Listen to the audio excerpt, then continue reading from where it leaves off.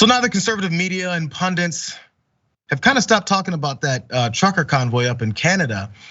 The ones that have tried to splinter off and make themselves an American version of it haven't been doing so well. You haven't been hearing much about them because there's not much to hear about, but I want to talk about it. So this latest convoy that was supposed to go from California to DC to interrupt, or not necessarily interrupt, but to be there in time for Joe Biden's State of the Union address, which is this evening, it broke down at the Missouri-Kansas border. Not mechanically, just it kind of ended.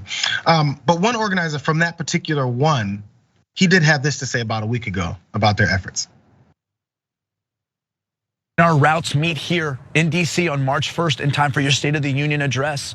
We are very organized and our routes are public. I even pulled a permit for the National Mall to be respectful. I just want to be as transparent as possible from the start so there's no confusion. We are coming peacefully. On behalf of Freedom Convoy USA 2022, we are asking you to end the state of emergency, end the mandates once and for all. Sir, the world is watching us because they know that if what's happening in Canada happens to us here in the land of the free, then freedom as we know it is gone. We're ready to get back to our lives, the ones promised and guaranteed in the United States Constitution, Bill of Rights, and the contract that you signed and swore an oath to under the one true God. This is simple. End this. Seems like a reasonable guy there. Well, and I'm being serious now. He's trying to come across like, hey, we just want things to change and we're gonna do this whole trucker convoy to do it and just take that idea. So I think that's the energy he's trying to come with there. So youth pastor energy. Mega youth pastor energy. Oh yeah, I can see that. There's a lot of head shaking. Yeah. I mean, maybe he's not used, yeah. If you are gay, you will go to hell. I'm not trying to say that in a bad way. I'm trying to say that in a good way. Like that vibe. Anyway, keep going. It's the thing. It's the hand placement. Yeah, I think he's trying to be relatable, and it almost looks, as you mentioned, that part. So he's part of the Freedom Convoy USA 2022. This is the update on February 25th for what's happened with them next. From their Facebook page, important update. The launch in California had a good turnout of supporters, but only 5 trucks were with us on arrival in Vegas. There are 2 other convoys that have massive turnouts and are in progress to the DC area as we speak. So there's other convoys coming from other areas. Also, last week, hundreds turned out for the convoy's kickoff in Ardently, California, organized to emulate a convoy of truckers that were protesting against COVID-19 regulations in Canada last month. However, many of the people who came to the event were only spectators, and most of the truckers and vehicle drivers who started out with the convoy said that they were planning to drop out after they crossed over into Arizona. Now, this is where this one's kind of been. It looks like they kind of didn't make it past Arizona, maybe Colorado area, who knows.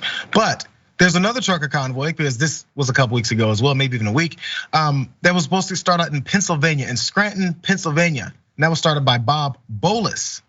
He was on this. Let's look at some of the details of that. So MAGA trucker Bob Bolus, he vowed that his makeshift freedom convoy was gonna make a beeline from Scranton, Pennsylvania to DC this week, and it would choke the nation's capital like a boa constrictor in protest of vaccine mandates. So they're on the mandates as well. Here, let's watch really fast how the one from Scranton turned out. Watch.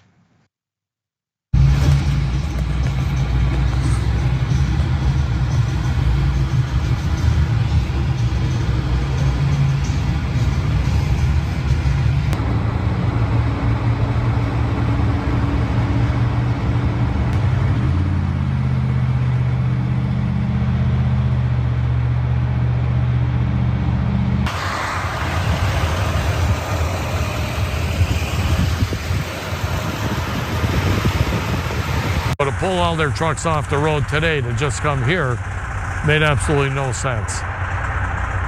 We got a few cars, we got truck drivers in cars, we got people that see what we're doing on social media and everywhere else. It's like having 10,000 people anyway. They don't necessarily have to see what we're doing. This trailer speaks volumes. The trailer speaks volumes. The 5 cars that were there, 1 truck and 4 vehicles, really made it happen. Now, really fast, because this is the best part about this, guys. Listen to this. So this is still with Bob Bolus. So on Wednesday evening of that whole trucker convoy, Bolus and his sidekick Betsy Green and their 18-wheeler arrived in the Northern Virginia area, only to quickly become lost. In a series of phone conversations with the Daily Beast over nearly 3 hours, the circular I-495 Beltway got the best of the duo who couldn't find their way and got stuck in rush hour traffic. You're not gonna see a convoy, Green admitted near the end of the night. As for Bolus, the lead convoy driver, Green declared that he didn't know where in the hell he is. Oh. So they said they're gonna leave the metro area Wednesday and they're gonna head back to Scranton. Oh.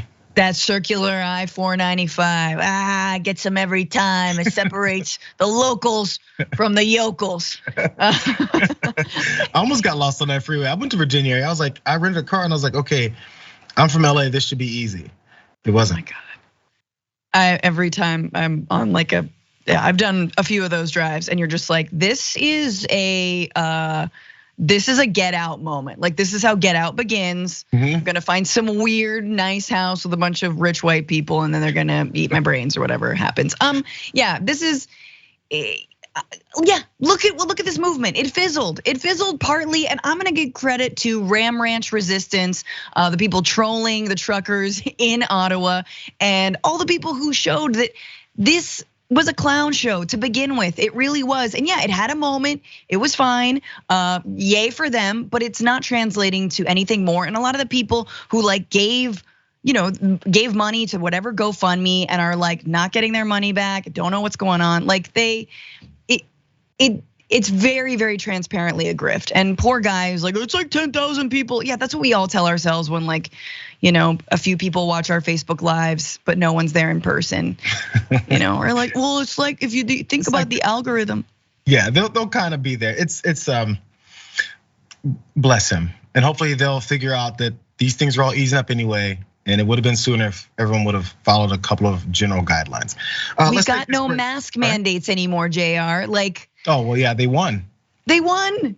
You got everything. Well, also Sean Hannity and them stopped talking about it. That's really the reason why they can't get any more traction, because the people who made their money and time off of it have already taken it and run.